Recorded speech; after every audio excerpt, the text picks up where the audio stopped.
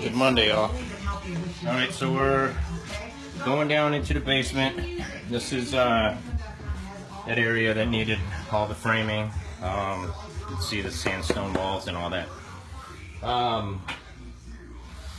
There's the AC duct's been enclosed. You can see nice and flat, nice and straight. Everything here. The biggest challenge down here was trying to get everything to be square and parallel, since obviously it's kind of hard to square off of something like that and going off of somebody else's work, which we already know could be risky at best. The underside of the stairs, I personally want to enclose that, put a little knee wall at the bottom, and drywall under these stairs. As far as Ashton's concerned, it's supposed to be code that's covered up because it's for fire code, I guess. So we're kind of waiting on that. Other than that, we're totally framed. Our access hole for the plumbing, that's back there. There's a water meter and a shut off, so we had to put that access hole. The only other thing that I haven't rectified is that window. That's going to be one of the last things that we do. Moving on over to here, some light. There's that wall. The framing was falling out and the stud was all cut up, but now, as you can see, solid as Sears. Sears must be pretty solid. Everything's solid as Sears around here. Yeah, so we had to adjust the ceilings to the rafters, or floor joists rather. They tend to sag at different rates. This is all done. The lights burn out though. It's got dead wood where it needs to, and so on and so forth. And then same thing as the bathroom. All that stuff's been framed out. The holes cut out so we can accept new drywall, yada yada yada. But the big thing is finally get to go upstairs. So shall we?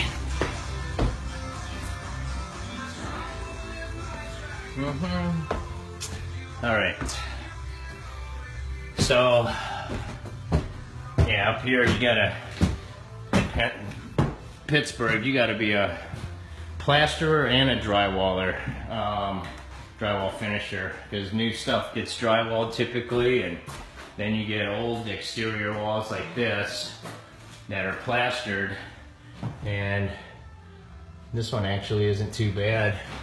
Oh, that's drywall, that's why. This is the plaster wall. See how it's all, and look at the condition of the brick and stuff that you gotta work with. It's not exactly straight. I don't know if you can really see that in the camera. But I'm taking these boards here and I'm making a transition line from the top of that brick. That way I can plaster up to it and then leave the brick exposed for that, again, for that industrial look. All that brick's getting exposed. As far as I know, that closet's getting torn out, but stuff seems to change here on a daily. These are, you can see how you got a 2x4, and then you got 3-4 pieces of slat, and then there's actual 2x4 lumber back there, whereas this is nominal, which is 1.5 inches by 3.5. So I have to somehow fix that and make it accept a pre-hung door. Same deal as this.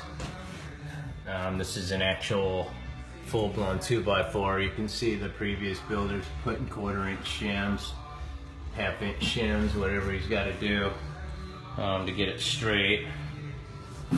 This here is the weirdest thing. It's got to be the skinniest laundry room opening in the world, but they're apparently putting a barn door here. So it's almost like before I can do anything, I gotta get this whole room 100% done. Now this wall, yeah, that was so I can get the washer and dryer in here. Now this wall here, it's plaster, it's part of that exterior, but you can see the condition of this finish. Now I don't know about anybody out there that's watching, but when you're going for a smooth finish, this is anything but. I've seen kindergartners with paper mache do a better job, but this is what I've inherited, and well, you know how we do. It's gonna be sexy when it's done. But yeah, I gotta get flooring in, everything, which I'm kind of reluctant to do. I don't want to start a flooring process in the laundry room and have it transfer out to that bedroom. So yeah, that presents its own set of challenges. So walking into the master bathroom, yeah, kind of amazing. Somehow this is tiled already, and these door openings aren't even correct. Talk about putting the cart before the horse, like my brother Mark would say.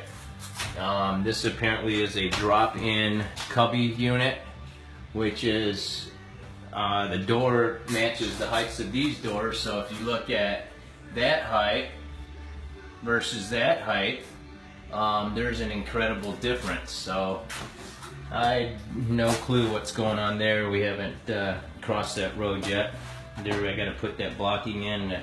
Have this suspended vanity system, which that guy couldn't believe is something that they do. He's so old school that modern amenities and styles have passed him by. He's not used to it. So again, more exposed brick. There's a chase of some sort. So now here we get to have some more fun. This is all plaster work. There's a huge difference here between where I got to bring it out. So I got to build that out, plaster this, drywall out here, and finish it. And then, yeah, this is the tub that was left for, or the shower that was left for us. You can see those corners are big in the leak. They weren't wrapped correctly. If you can see, or look closely behind the tile, you can see actual framing.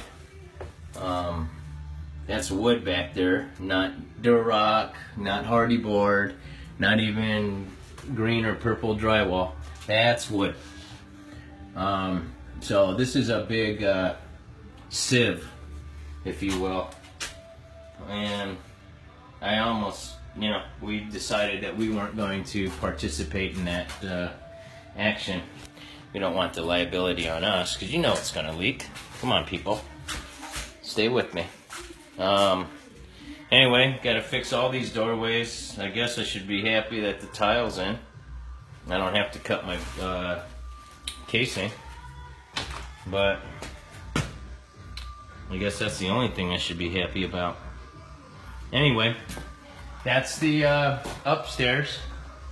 Oh, yeah, back in the master bedroom, they did this plywood treatment. I'm not a fan of it. It's not tongue and groove.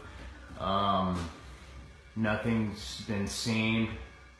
It looks, in my opinion, not as, I mean, it's rustic, I guess. I just would have taken a different route.